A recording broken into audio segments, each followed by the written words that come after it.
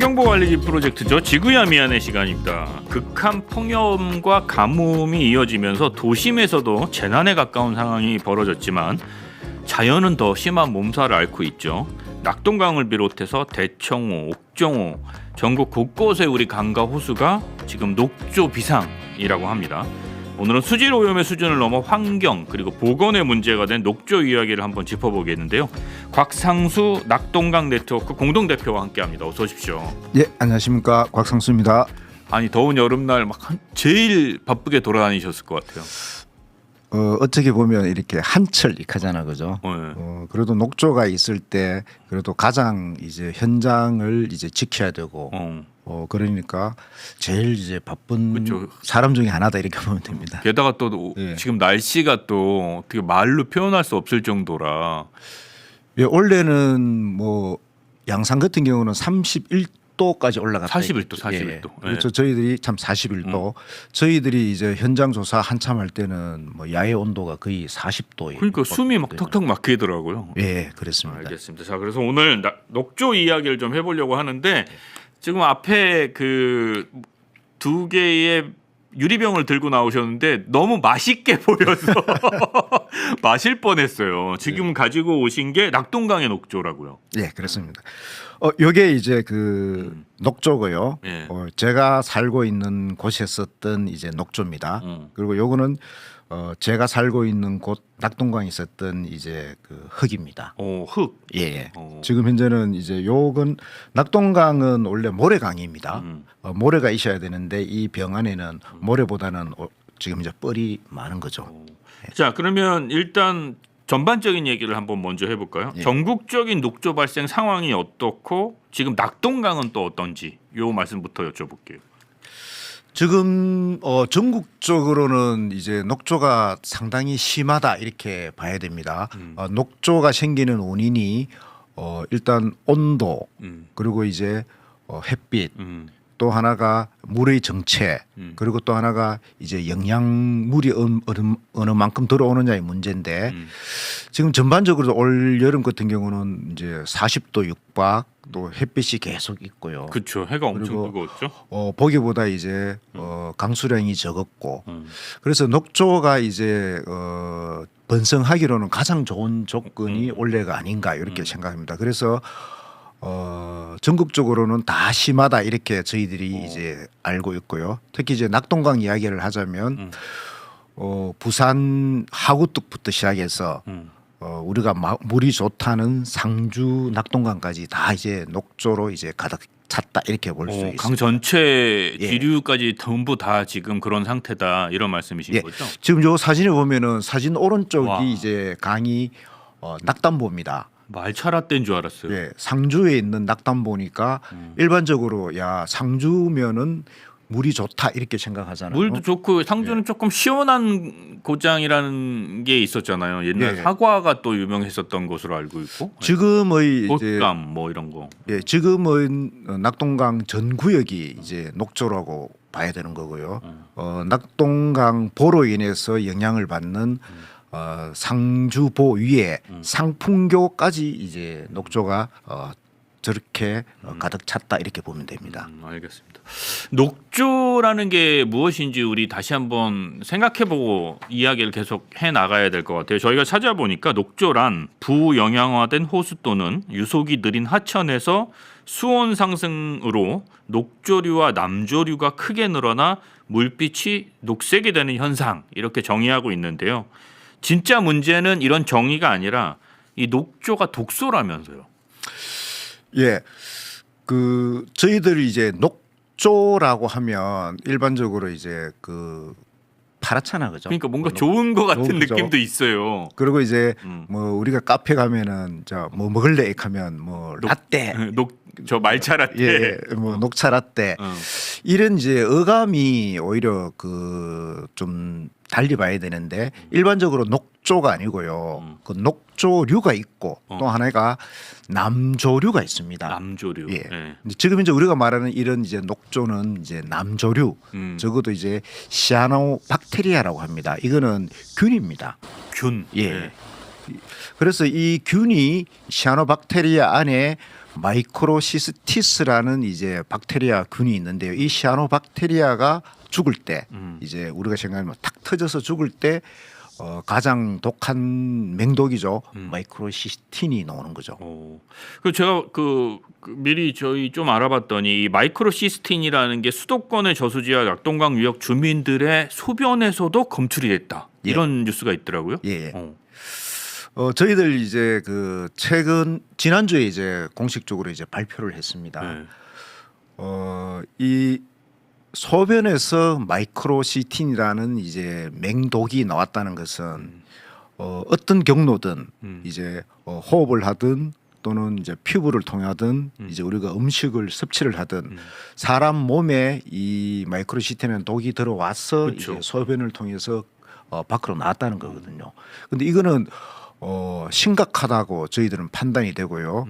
그리고 낙동강 전역이 이런 이제 우리가 소위 말하는 녹조독이 이 전구간에 있다면 그만큼 이 낙동강 유역에 사는 모든 사람들이 실질적으로 안전하지 않다 이렇게 좀 아니 이게 보여집니다. 저는 제일 심각하게 들리는데, 그러니까 이 독소라는 게 있다는 것까지는 알겠지만 이게 어떤 경로로 인체에 들어왔는지 확인이 안 되면 진짜 큰 문제 아닌가요? 네.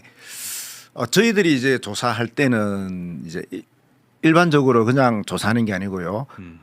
IRB라는 이제 생명윤리위원회의 어떤 절차에 따라서 이렇게 조사를 조사 합니다. 방법이 예, 있겠죠. 예. 예. 그래서 이제 계명대학교 김동원 교수님이 이제 이 주관을 하셨고요. 조사팀에. 예. 그리고 이제 경북대학교 이승준 교수님 팀과 함께 저희들이 이제 같이 조사를 했어요. 그 안에는 2025년도 조사 안에는 비강 조사 그리고 이제 소변 조사 두 개를 중심으로 이렇게 조사를 그 했습니다. 낙동강 유역 주민들을 예, 그렇죠. 대상으로. 예. 예. 그래서 한 100명 가까이 이제 1차, 2차, 3차 이렇게 조사를 했는데요. 그 중에 한 20% 정도, 수도권 또한 한 20% 정도 나왔고요. 낙동강에서도 한 25명 정도의 소변에서 이제 마이크로시스틴이라는 이제 독이 검출이 된 거죠. 그러면 상식적으로 저걸 마시지는 않으셨을 거 아니에요, 그분들이. 예, 지금 이제 IRB라는 이제 그 조사 안에서는 딱 한정돼 있기 때문에 요 발표를 본다면 이제 방금 말씀하신 것처럼 몸에 놓은 거는 맞지만 이것을 어떠한 경로로 놓았다 하는 것은 연구를 하지 않았기 때문에 이제 그 안에서는 이제 말하기가 조심스럽구나. 예. 조심스럽지만 사실 저희들이 이제 그 전에 2024년도 비강 조사에서는 제 코에서도 나왔지만 이제 몸 코 안에서 이제 마이크로시틴이 검출이 됐거든요. 그러면 예. 호흡기를 의심하거나 호흡기가 아닐까라고 추측하는 예, 그렇죠. 시각도 있다는 예, 거죠. 저희들 이제 그 낙동강 네트워크 입장에서는 가장 광범위한 오히려 호흡기 문제로 본다. 독이 에어로졸 형태로 공기 중에 날리고 이 공기 중에 있는 독을 이제 주변 낙동강 주변에 있는 수많은 사람들이 이제 마실 수밖에 없고 그렇겠죠. 이 사람들 몸에서 이제 소변이 나왔다. 특히 이제 이번 사람들 소변에서 그 성분이 나왔다. 예. 이번 발표 중에서 유심히 좀 봐야 될 게 한 사람이요. 8월 달에도 소변에서 나왔고 9월 달에도 소변에서 나왔거든요. 그렇다면 소변 검사할 때만 나오는 게 아니잖아요. 그렇죠. 그 몸에 있다는 거잖아요. 예, 몸에 있다는 거죠. 그걸 본다면 저희들은 이제 야 정말 사람 몸 속에 마이크로시틴이라는 이 독이 축적되었다. 이렇게 저희들은 좀 볼 수가 있고요. 이런 현상이 벌써 이제 15년째입니다. 외부의 현상이 일어난 게 그때쯤부터니까. 예, 그렇죠. 2012년부터니까 원래 15년째인데 연구자들이 외국의 논문이라든지 이렇게 말을 하는 것을 이렇게 보면은 한 15년에서 20년 사이 정도가 되면은 이제 마이크로시스틴으로 인해서 뭐 간이라든지 이런 다양한 이제 질환들이 이제 일어날 수 있다 이렇게 이야기를 하더라고요. 그 정도 시간이 지나면 이제 또 다른 문제가 발생할 만한 시점이 됐다 이렇게 보신다는 거죠. 요것도 좀 궁금하네요. 지금 녹조도 보여주셨고 마이크로시스틴도 설명을 해주셨지만 이런 것들이 이제 어쨌든 낙동강은 많은 부분 그 정수 처리를 하긴 하겠지만 식수로나 혹은 농업용수로 이용될 거 아니에요? 네, 예. 여기에는 문제가 없다고 보십니까? 정수 처리를 하고 나면? 문제가 없다고는 볼 수 없겠죠. 음. 특히 이제 그 식수 부분에 대해서는 이제 낙동강 유역에 있는 1,300만 명은 낙동강 물을 먹습니다. 그래서 광역 상수원, 강력 상수도 대구 뭐 경남 창원 부산 이런 데는 나름 이제 지방 정부가 오히려 중앙 정부보다 더 이제 엄격한 관리를 해요. 사실은 그렇죠. 우리 예. 거기 주민들이 바로 먹는 예. 물이니까. 물에서 놓으면 안 되잖아요. 그래도 이제 가끔 이제 수돗물에서 냄새가 난다 이런 말들을 해요. 그러면 보기보다 관리에 신경을 쓴다 하더라도 만약 단 하루라도 뭐 몇 분이라도 잘못될 경우가 어떻게 되느냐 이렇게 문제가 생기잖아요. 그렇죠. 그런 우려가 있고 사실 무방비 상태가 농업용수입니다. 어. 농업용수는 실질적으로 양수장을 통해서 바로 들어오기 때문에 농업용수에 대한 어떠한 기준도 없고 이 낙동강 원수를 그대로 농업에 씁니다. 그래서 저희들이 2021년부터 농산물에서 마이크로시틴이 있냐 없냐 사실은 조사를 합니다. 하면 뭐 상추 또 이제 쌀, 네. 무, 배추 이런 데서 계속 이제 마이크로시틴이 검출이 되나요? 예. 그렇군요. 야, 생각보다 심각한 느낌이 자꾸 드는데. 근데 이런 상황에서 이 녹조가 발생한 곳에서 레저 활동을 하시는 분들도 있다면서요. 난 저기서 놀고 싶지 않을 것 같은데. 저 사진입니다. 저기 이제 제가 같이 가서 뭐죠, 저게? 이제 낙담보의 레저 시설인데요. 이제 이 위험성을 못 느끼는 거죠. 이걸 이제 사실 조류 경보제를 한번 보면은요. 치수원과 그 진수 공간이 있습니다. 낙동강 곳곳에. 하지만 이 전구역을 이제 대상으로 하는 게 아니고요. 치수원은 우리가 이제 상수도 물을 쓰는 곳, 뭐 대구 강정 또는 이제 범포, 뭐 김해 대동 뭐 이런 식으로 그런 경우는 이제 물을 떠서 이제 마이크로시틴이 얼마나 있나 이렇게 검사를 합니다. 네. 그러면 숫자로 치면은 1ml에 만약에 1,000개가 있다. 이 취소원에서는 1,000개가 있다라면 이제 간심 단계입니다. 그럼 10,000개가 있다면 이제 경계 단계예요. 그러면 10,000개가 있고 다음 주에 또 10,000개가 있고 2주 연속으로 10,000개 이상이 나오면은 이제 경계 단계입니다. 그러면 이제 조사를 뭐 일주일에 한 번 하던 걸 뭐 하루에 매일 한다든지 이런 식으로 해서 이제 뭔가 이렇게 막 그 긴박한 그런 게 되는 거죠. 근데 친수 공간은 이제 10만 셀 10만 개가 있어야만 이제 10만 개가 있어야만 이제 경계 단계로 이렇게 갑니다. 그 기준이 상당히 저기 낮다는 거죠. 예. 낮는데 이게 또 의무적으로 뭐 금지 규정 뭐 가면 안 돼 이런 말은 안 합니다. 그냥 조사와 연구 혹은 이런 단계로 넘어가 버린다는 거죠. 예. 가면 위험할 수도 있습니다. 이제 들어가 경고. 금지 이런 말은 안 하고요. 이제 단지 이제 위험할 수 있다 이 정도 이제 경고 정도 하는 거죠. 근데 저는 이제 낙담보 같은 경우는 또 달라요. 지방 정부의 어떤 무관심 이런 거기 때문에 저기는 저희들이 7월 말부터 마이크로시틴 셀 수가 20만 셀이 계속 넘게 나오고 있어요. 20만 셀, 30만 셀이 나오고 있는데 그러니까 낮은 기준에 한 서너 배 이상이 나오는 거네요. 그러면 이제 경계 단계가 넘은데도 저렇게 이제 물놀이를 계속 하는 거죠. 저기서 왜 놀고 싶지? 이해가 안 가네요, 진짜. 요거는 이제 그 대구 하운여원지입니다. 저기도 뭐 마찬가지 상황이네요. 예, 아래 급열이죠. 저기 보면 이제 녹조가 완전 곤죽 상태입니다. 그러니까요. 요 사진은 어린 유치원생들을 데리고 그 성선을 해요. 배를 탑니다. 그래서 제가 선생님들인데 녹조독이 위험한데 이거는 이제 많이 알려지진 않지만 저희들 환경 단체 입장에서는 위험합니다. 배에 타는 것을 안 했으면 좋겠습니다라고 했고요. 그래서 선생님이 이제 저 유람선을 운영하는 사람들에게 이렇게 뭐 위험하다 하는데 괜찮겠냐고. 유람선 괜찮겠냐 운영하시는 분들이 상관없다고 했겠지. 문을 꼭 닫으면 괜찮다 이렇게 된 거죠. 그래서 저 배를 타고 어린 애들이 이제 다녔습니다. 그때 저희들이 이제 냄새가 엄청 심했고요. 그 제가 저런 현장에서는 1시간 정도 현장 조사를 하면 목이 부어요. 근데 그 정도인데도 문제가 생겨가지고 저희들이 뭐 환경청 또는 이제 사실 청와대까지도 항의를 했어요. 그래서 저 사진은 다행히 이제 저런 결과가 대구 하원연주에 있는 그 유람선은 내일까지 내일 17일까지 이제 운항 중단.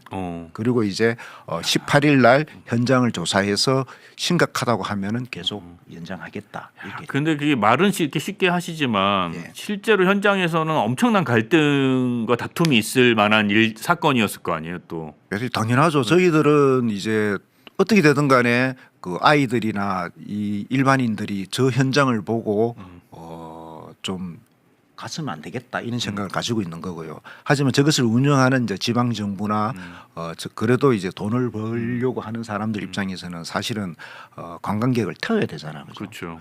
근데 이걸 사실 명확하게 된다 안 된다.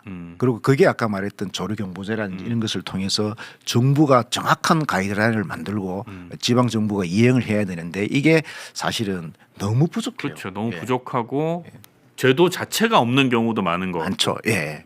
알겠습니다. 자, 이 낙동강의 녹조에 대해서 이야기를 나누고 있는데 대부분의 국민들이 의심하는 게 하나 있어요. 4대강 사업 후에 생긴 녹조가 대부분 아닐까? 그리고 4대강 사업이 낙동강을 이렇게 만든 거 아닌가? 이런 의구심을 갖고 있는 분들이 꽤 있는데 현실은 어떻습니까? 저는 이제 사실은 그렇다고 이제 보거든요. 자, 저기 한번 지도에 보면은요. 낙동강을 따라서 이제 보가 있습니다. 상주보, 제류의 상주보, 낙담보, 구미보, 칠곡보, 강정고령보, 달성보, 합천, 창녕보, 창녕황원보. 제일 밑에 낙동강 하구뚝이 있어요. 이게 이제 다 막혀 있기 때문에 실질적으로 이제 녹조가 심하다. 그 중에 왜 막혀서 심하냐면 제가 처음에 얘기드렸죠. 녹조가 발생하는 원인들이 크게 4개가 있는데 하나가 햇빛, 수온, 그리고 이제 영양물질 또 하나가 이제 물 흐름입니다. 보로 인해서 실질적으로 물 흐름은 차단대가 있거든요. 그러네요. 그렇기 때문에 이제 이 물 흐름만 좋아진다면 이 보문만 열면은 물 흐름이 생기기 때문에 녹조는 상당히 없어진다. 그리고 그냥 상식적으로 생각할 때 물 흐름이 좋으면 수온도 내려가지 않을까요? 영향을 어느 정도 받지 않을까 싶기도 하고. 예, 저희들이 이제 조사를 하면요, 한여름에 만약에 원래 바깥 온도가 34도 이러면 저희들이 이제 녹조 조사를 할 때 수온도 재거든요. 한 2도 정도 차이가 납니다. 수온은 32도까지 올라가요. 근데 엄청난 물이 있는데도 32도까지. 그렇게 본다면 이게 물 흐름이 있다면 아무래도 물이 뭐 빨리 흐르고 받아 놓은 물과 흐르는 물의 온도가 다를 거라는 그렇죠. 건 상식이니까. 그리고 이제 햇볕 뭐 이런 거 여러 가지 본다면 그래도 이제 그 녹조가 뭐 지금 금강이나 이런 데는 녹조가 없다 하잖아요. 그렇게 된다고 보는 거고요. 그럼 4대강 사업이 실질적으로 녹조를 이렇게 창궐하게 하는데 많은 영향을 주었다라고 보신다는 거고. 예, 그렇죠. 아까 잠깐 언급은 하셨습니다만 이 녹조에 대한 정부 대책이 그닥 그렇게 짜임새 있게 보이지 않는데 현실은 어떻습니까? 지금 여기 이제 조류 발생 현황 지도에 보면 여기 이제 녹조가 심했을 때 어떻게 한다 하는 이제 뭐 관심 단계냐 경계 단계냐 이렇게 보여지는데요.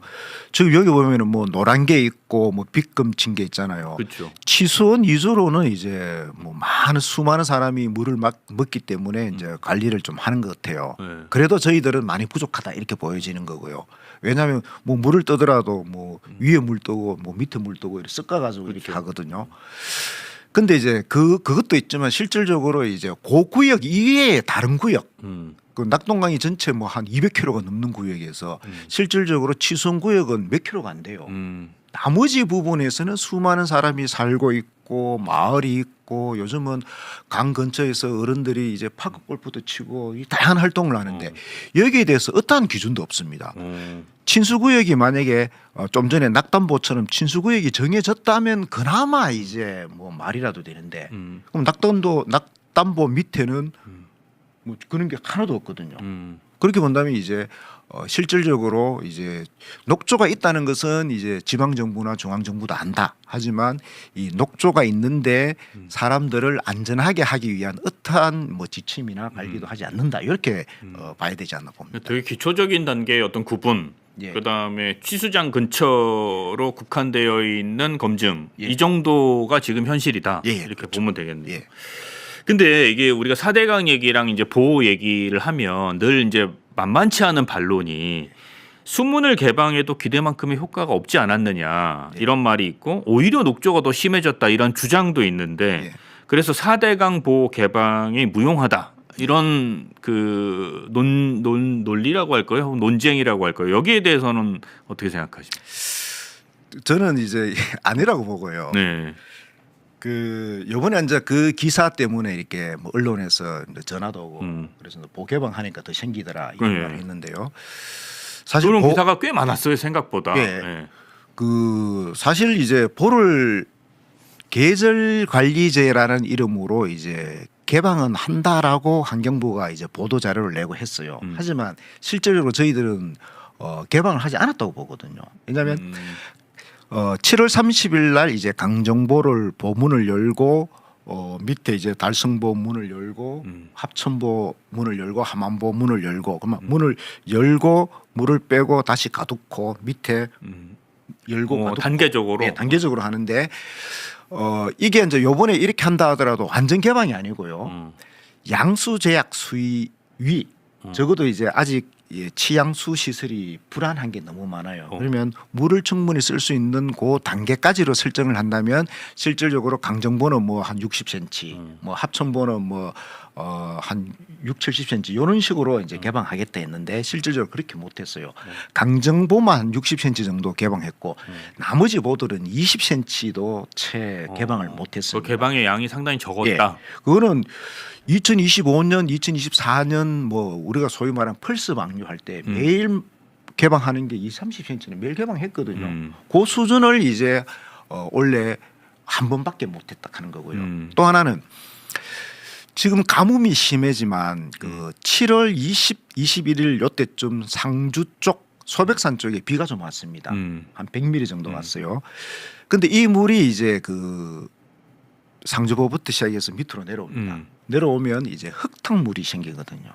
흙탕물. 비가 한꺼번에 많이 왔으니까. 흙탕물이 예전에 큰 비가 오면 낙동강에 흙탕물이 쭉 내려오지 않습니까? 그러면 한 2, 3일 지나면 흙탕물이 가라앉아요. 근데 요즘은 이 흙탕물이 내려오면은 적어도 보름 정도, 15일 정도 지나야만 가라앉습니다. 워낙 입자가 미시하고 물이 갇혀 있잖아요. 그렇게 본다. 침전이 안 된다는 그렇죠. 말씀인 거죠? 그러면 저희들이 관찰한 게 7월 20일 전후로 비가 왔는데 낙동강에 그 흙탕물이 완전히 가라앉은 거는 이번 주였어요. 한 8월 5일 전후로 이제 가라앉았습니다. 그렇다면 그 덕을 본 거죠. 왜냐하면 흙탕물이기 때문에 햇빛이 차단됩니다. 그러니까 상대적으로 이제 기온이 올라가고 녹조가 녹조가 살 수 없는 조건이에요. 그러면 밑에 있는 거죠. 그래서 이제 조류경보제 이렇게 사이트에 들어가면 갑자기 언론에서 보도하는 게 있습니다. 일주일 만에 10배가 늘었어요. 만약에 삼천세일이 3만 세일이 됐어요. 일주일 만에 이게 가능해요? 이런 이야기를 하거든요. 그게 낙동강에 있는 흙탕물이 가라앉음과 동시에 이제 녹조가 흙탕물 빈 공간을 채워주는 거죠. 그렇게 본다면 오히려 지금 언론에서 말하는 보개방 시점이 7월 30일부터 8월 5일 사이였거든요. 그렇게 본다면 그때 이제 좀 전에 말씀 제가 드리는 흙탕물이 가라앉는 시기와 동시에 진행이 됐어요. 그러면 마지막 보문을 조금 열었는데 그때가 이제 흙탕물이 가라앉으면서 이제 녹조가 들어온 거죠.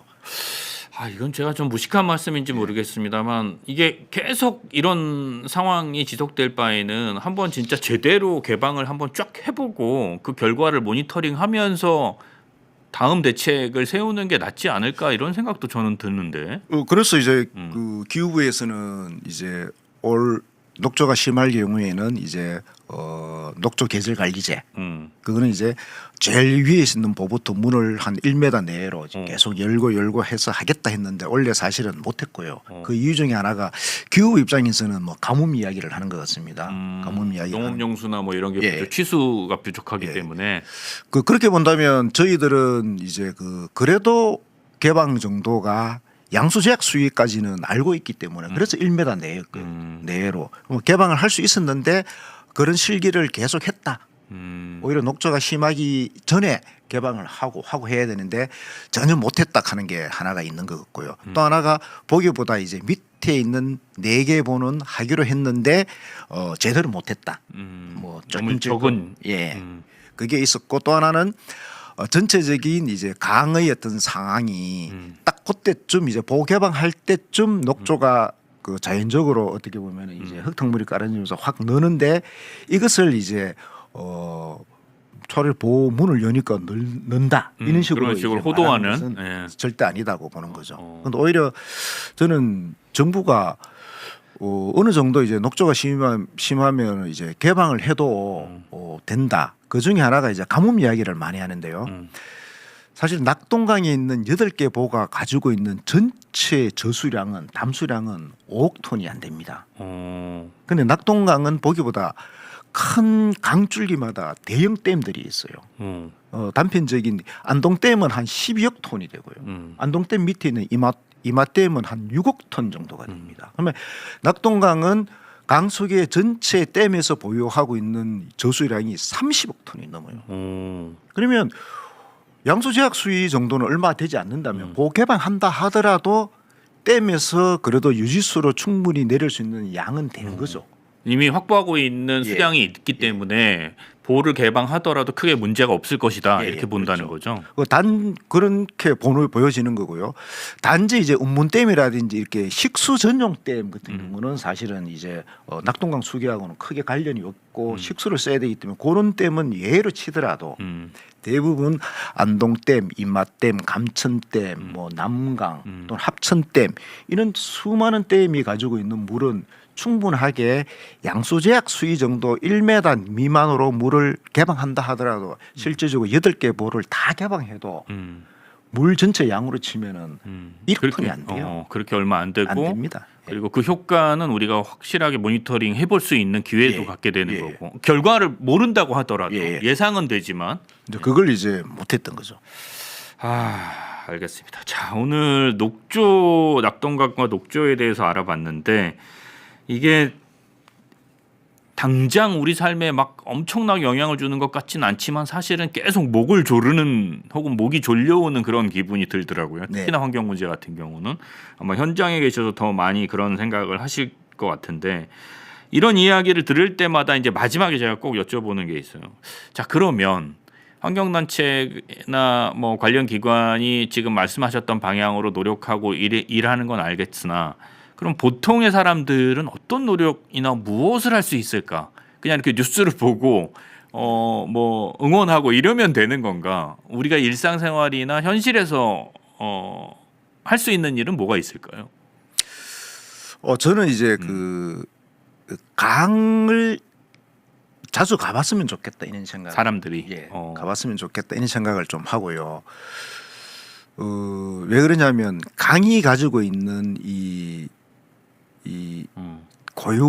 강이 가지고 있는 게 우리가 지금 뭐 녹조 문제라든지 뭐 보 때문에 물이 흐르지 않는다 이런 이제 그 생태적 강도 있지만 사실 강이라는 것은 그 한반도의 유구한 역사와 문화를 가지고 있잖아요. 정서적인 측면이 있죠. 예. 예. 특히 이제 뭐 영남은 뭐 유교의 문화 이렇게 하잖아요. 그러면 이 강가에 있는 이제 우리가 경치 좋은 데는 옛날 선비들이 이제 정자를 짓고 뭐 이래서 뭐 학문을 하고 뭐 시대적인 이런 뭐 고민도 하고 이랬던 수많은 이제 역사와 문화가 있는데 있죠. 예. 네. 그런 게 이제 그 고민 그런 것도 이제 잊혀지는 거고 또 하나가 또 이제 사실 저희들이 좀 고민하는 게 이제 사실은 산업적인 문제입니다. 그 수많은 이제 낙동강에 있는 산업 단지가 있는데 이 산업 단지가 뭐 구미나 이런 이제 대구 같은 경우는 사실은 뭐 폐수의 문제 또는 이제 중금속의 문제로 해서 이제 사실 경남 사람들을 많이 곤욕스럽게 했다. 그렇다면 이런 것을 이제 지금 정부가 하는 다양한 이제 산업 구조 개편으로 본다면 그래도 이제 환경적인 산업으로 이제 바꾸고 이제 시설 위주나 또는 이제 공해 유발 산업을 이제 새로운 산업으로 이제 바꿔야 되지 않습니까? 그래서 그런 것을 이제 고민을 해야 되는데 거기에 대한 고민이 없는 것 같아요. 그래서 이런 것을 저는 이제 일반인들이 당장이잖아요. 자기가 이제 대구에 내가 사는데 일자리가 없어가지고 떠나기보다는 그렇다면 대구가 어떤 식으로 이제 변하면은 우리가 지역에 남아 있을 수도 있지 않냐라고 그런 고민들을 사실 해야 되는데 그게 좀 아쉽다, 부족하다 이렇게 보여집니다. 그러니까 말씀하신 것은 이제 강에 대한 애정도 회복을 좀 했으면 좋겠고 또 강이 어쩌면 그 지역 사회나 우리 대한민국의 미래가 될 수도 있다. 네. 그 지역에 오랫동안 강을 괴롭히고 우리가 사는 삶을 피폐하게 만들었던 것들이 친환경 산업이나 혹은 친환경으로 다시 리뉴얼될 수 있도록 관심 그리고 그런 아이디어 이런 것들이 필요하다 이런 말씀이신 거죠. 네, 알겠습니다. 자, 오늘 이 시간을 통해서 녹조를 지역의 문제나 어떤 여름 한철의 문제가 아닌 내가 먹는 물 그리고 생존의 문제로 생각하는 그런 계기가 좀 됐으면 좋겠고 직접 보니까 진짜 야 이거 죽겠는데 이러다가 이런 생각이 들 정도로 그리고 남의 문제가 아니라 내 문제다 이런 생각이 들 정도로 오늘 그 아주 친절하고 분명한 설명을 해주셔서 감사드리고 좀 더 많은 분들이 함께 여론을 모으고 또 이 환경단체들이 하고 있는 일에 힘을 실어줬으면 좋겠습니다. 자, 오늘 함께해 주신 곽상수 낙동강 네트워크 공동대표님 감사합니다. 네, 감사합니다.